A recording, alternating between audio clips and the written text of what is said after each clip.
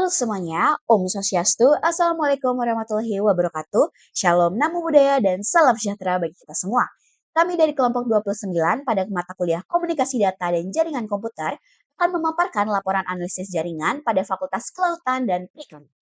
Sebelum itu, izinkan kami memperkenalkan diri terlebih dahulu, dimulai dari saya sendiri yakni Reina dengan NIM 001, lalu rekan saya ada Gekmas dengan NIM 003, Resya dengan NIM 007, serta Andika dengan NIM 142. Baiklah, adapun yang melatar belakangi analisis kami ini yakni perkembangan teknologi membuat kebutuhan jaringan yang cepat, stabil, dan aman menjadi semakin penting khususnya di lingkungan perguruan tinggi. Aktivitas akademik seperti perkuliahan daring, akses sistem informasi kampus, penggunaan laboratorium komputer, serta kebutuhan administrasi, semuanya sangat bergantung dengan kualitas jaringan. Di lingkungan fakultas khususnya, pemanfaatan jaringan masih mengalami beberapa kendala, seperti beberapa titik tidak memiliki akses internet yang optimal, koneksi nirkabel yang tidak merata, serta pengelolaan perangkat jaringan yang belum tertata dengan baik. Selain itu, semakin meningkatnya jumlah perangkat yang terhubung membuat beban jaringan semakin bertambah yang mengakibatkan jaringan rentan mengalami gangguan. Dari kondisi tersebut, diperlukannya analisis kebutuhan yang benar-benar sesuai dengan kondisi di lapangan. Melalui hasil analisis tersebut, akan menjadi dasar perancangan jaringan yang lebih efisien, struktur, serta mendukung kegiatan akademik yang lebih optimal. Dengan perancangan yang tepat, diharapkan struktur jaringan yang ada akan mampu memberikan pelayanan yang terbaik bagi seluruh sivitas akademik. Baiklah, selanjutnya ada perumusan masalah dan tujuan yang ada pada laporan kami, yakni yang pertama, bagaimana kondisi jaringan yang saat ini digunakan pada lingkungan fakultas berdasarkan hasil survei dan wawancara. Lalu yang kedua, apa saja kebutuhan dan tantangan yang harus dipenuhi untuk mendukung aktivitas akademik dan administrasi.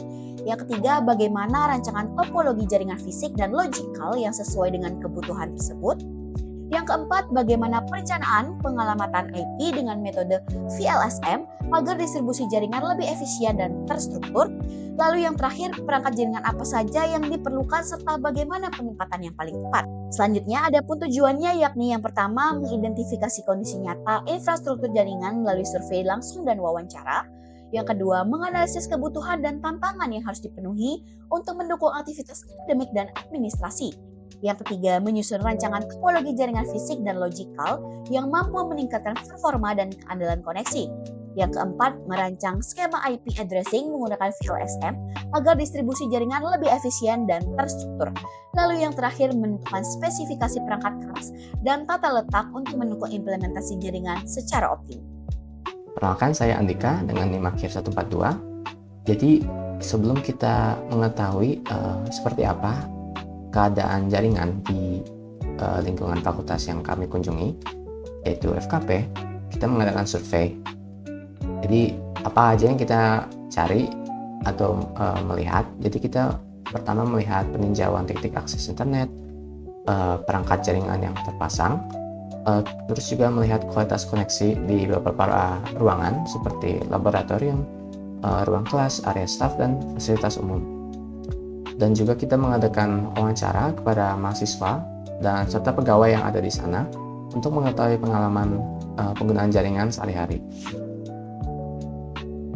Jadi apa yang kita temukan setelah di surveinya, jadi beberapa area terjangkau jaringan kabelnya atau wirelessnya, khususnya di laboratorium perikanan MSP, ruang kelas lantai 2 di bagian belakangnya, serta area toilet itu hilang sinyal atau kekuatan sinyalnya yang sangat lemah. Jadi ini termasuk blind spot gitu. Jadi terus ada kualitas koneksi antar ruangan juga sangat bervariasi, bergantung pada jarak akses point dan juga hambatan fisik pada bangunan. Juga ada survei. Kita juga mencatat bahwa pada beberapa ruang kelas, termasuk ruang yang sering dipakai pertemuan besar, seperti terus terdapat beban penggunaan yang tinggi. Jadi kondisi perangkat dan jangkauan akses point belum mampu menyesuaikan kebutuhan tersebut. Jadi perlu analisis lebih lanjut untuk perbaikan dan pengembangan jaringan. Oke, sekarang kita masuk ke analisis kebutuhan. Jadi dari masalah-masalah yang kita temukan itu dapat dikategorikan kebutuhan fungsional dan non-fungsional. Oke. Di dalam fungsional itu diperlukan pemerataan akses nirkabel atau wireless coverage. Jadi diharapkan mampu menyediakan jangkauan sinyal kabel yang merata di seluruh area fakultas. Dan juga manajemen kapasitas pengguna tinggi atau high density handling. Jadi diharapkan access point dapat melayani hingga 70 klien. Itu kira-kira isi dari ruang kelas, jadi kuliah kebetulan bisa 70 mahasiswa tanpa penurunan kualitas sinyal. Dan manajemen pengalaman IP atau IP Addressing Management, sistem harus menerapkan manajemen pengalaman IP yang efisien gitu. Dan juga manajemen perangkat terpusat, jadi infrastruktur jaringan harus menggunakan managed switch untuk mengembangkan administrasi untuk melakukan konfigurasi, pemantauan trafik, dan manajemen VLAN untuk memisahkan lalu lintas data antar unit kerja secara lebih rapi. Setelah itu ada kebutuhan non-fungsional. Yang pertama ada kinerja atau performance, jadi stabilitas koneksi dengan latensi rendah di seluruh area, mengatasi variasi kualitas sinyal yang saat ini terjadi antar ruangan. Juga keandalan atau reliability, jadi infrastruktur jaringan utama atau backbone-nya dirancang dengan jalur redundasi. Jadi ini untuk meminimalisir gangguan operasional jika terjadi salah satu jalur kabel terputus.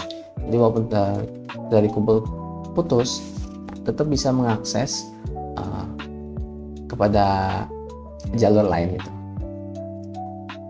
Terus ada scalabilitas atau scalability.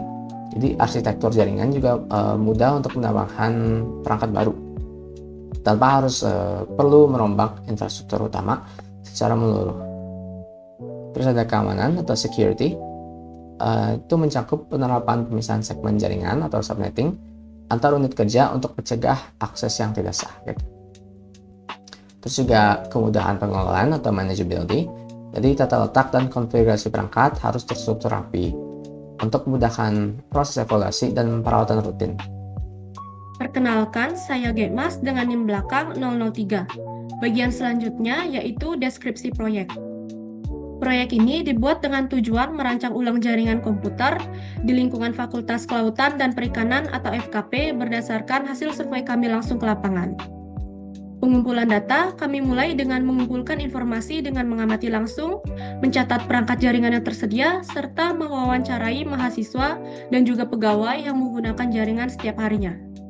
Kemudian dari hasil survei tersebut kami menemukan beberapa masalah, yaitu seperti jangkauan jaringan yang belum merata, kecepatan internet yang berbeda-beda di setiap lokasi, dan juga penempatan perangkat jaringan yang belum ditata dengan baik.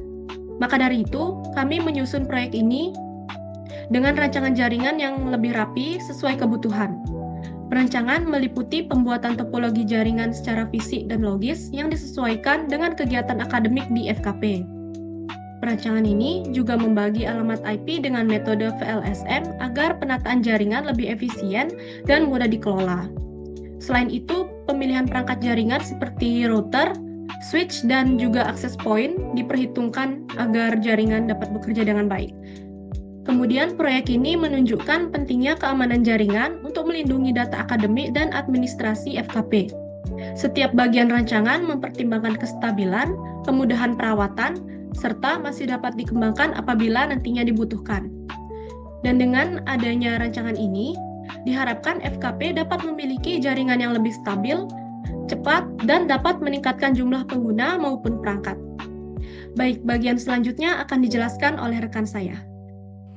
Perkenalkan, saya Resa dengan NIM 007. Di sini saya akan membahas tentang hasil akhir dari perancangan jaringan untuk gedung Fakultas Kelautan dan Perikanan Universitas Udayana. Nah, di sini rancangan jaringan yang kami buat ini membentuk topologi hybrid, yang mana terdapat kombinasi dari dua topologi, yaitu topologi star dan topologi ring. Nah, untuk topologi starnya kita dapat melihat di struktur jaringan PC ke switch, yang dimana di sini terdapat 6 PC dan satu printer yang terhubung ke satu switch. Nah, dan satu switch tersebut terhubung ke satu router. Nah, sedangkan untuk topologi ringnya, kita dapat melihat pada struktur antar routernya, di mana setiap router itu terhubung dengan dua router yang berada paling dekat dengannya. Nah, kami menggunakan topologi ring ini karena beberapa alasan, yaitu yang pertama, untuk membangun jalur redundansi, lalu yang kedua, karena keterbatasan jumlah port gigabit Ethernet yang dimiliki oleh setiap router. Yang ketiga, struktur fisik bangunan yang hanya terdiri dari 2 lantai. Dan yang terakhir, efisiensi dana yang diperlukan untuk membangun arsitektur jaringan tersebut. Nah, pada rancangan jaringan yang telah kami buat, terdapat 5 router yang mewakili setiap kebutuhan yang diperlukan, yang mana setiap kebutuhan itu akan diberikan network address yang berbeda. Nah, contohnya di sini pada router reset yang terhubung dengan switch living dan switch reset. Dengan switch living yang menjadi perantara antara router reset dengan switch reset. Nah, pada kebutuhan reset ini terdapat 14 device yang digunakan. Ini berarti kita membutuhkan usable host yang berjumlah 14. Sehingga di sini kami menggunakan network address 10.10.164 dengan prefix 28, yang berarti terdapat 14 host yang siap digunakan. Lalu pada router UTBK yang terhubung dengan switch UTBK 1 dan UTBK 2 dengan switch UTBK 1 yang menjadi perantara antara router UTBK dengan switch UTBK 2. Nah, pada kebutuhan UTBK terdapat 25 device yang digunakan. Ini berarti kita membutuhkan usable host yang berjumlah 25. Nah, sehingga di sini kami menggunakan network address 10.10.10 dengan prefix 27, yang berarti ini terdapat 30 host yang siap digunakan. Oke, selanjutnya pada kebutuhan staff ini terdapat perkiraan 9-18 device yang akan digunakan. Ini berarti kita membutuhkan usable host yang berjumlah 18. Sehingga di sini kami menggunakan network address 10.10.132 dengan prefix 27, yang berarti terdapat 30 host yang siap untuk digunakan. Nah, di sini saya ingin menunjukkan pada bagian router mahasiswa yang dimana satu port gigabit Ethernet-nya dapat membagi 2 network address yang berbeda, yaitu network address 10.10.00 dan 192.168.1.0. Nah, hal ini bisa terjadi karena kami menggunakan sub-interface. Nah, sub-interface sendiri memungkinkan satu port fisik menangani beberapa jaringan virtual, masing-masing dengan konfigurasi IP dan VLAN yang berbeda. Nah, pada kasus ini, kami membuat 2 sub-interface yang berbeda,